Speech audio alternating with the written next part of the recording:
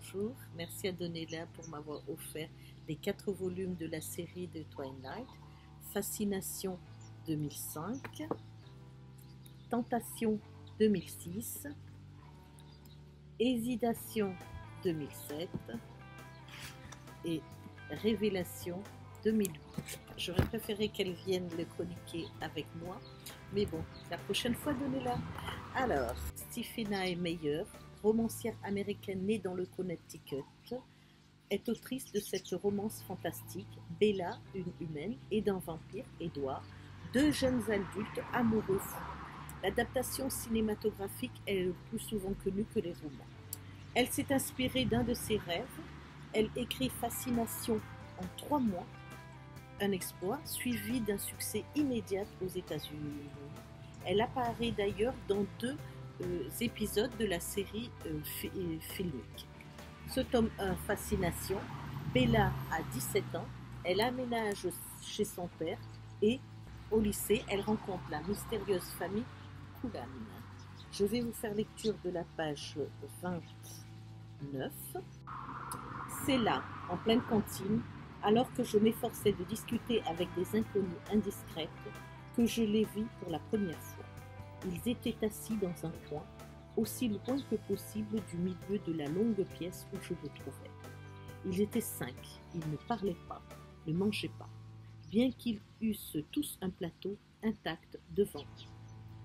Contrairement à la plupart des élèves, ils ne guignaient pas. Il me fut aisé de les observer sans risquer de rencontrer une paire d'yeux exagérément curieux. Ce ne fut cependant rien de tout cela qui attira et retint mon attention. Il n'avait aucun trait commun.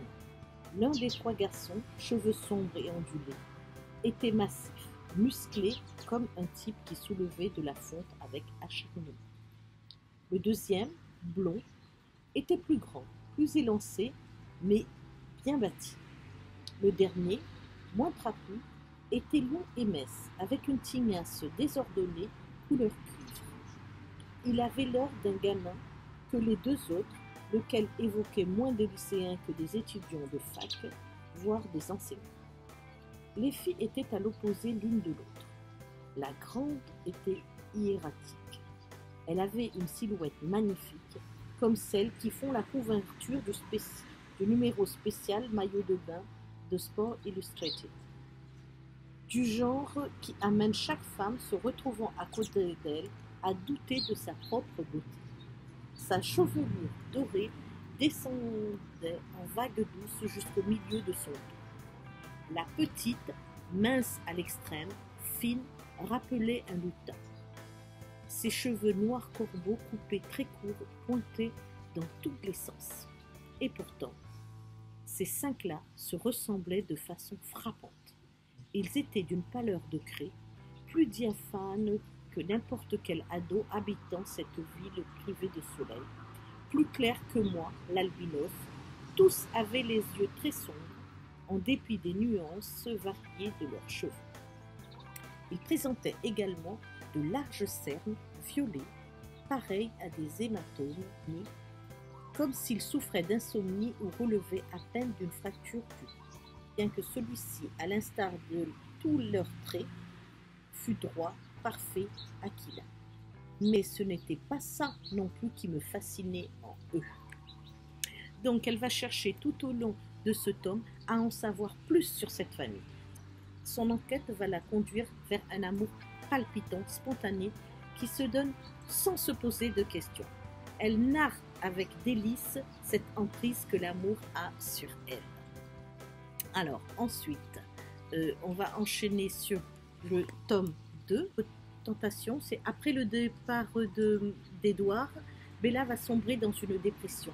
Son ami Jacob tente de lui changer les idées. Elle découvre que c'est un loup-garou.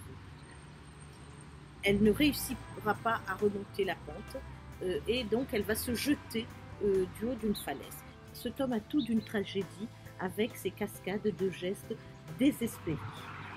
Ensuite, le tome 3, Hésitation. Hésitation, ce sont les retrouvailles, la demande en mariage d'Edward.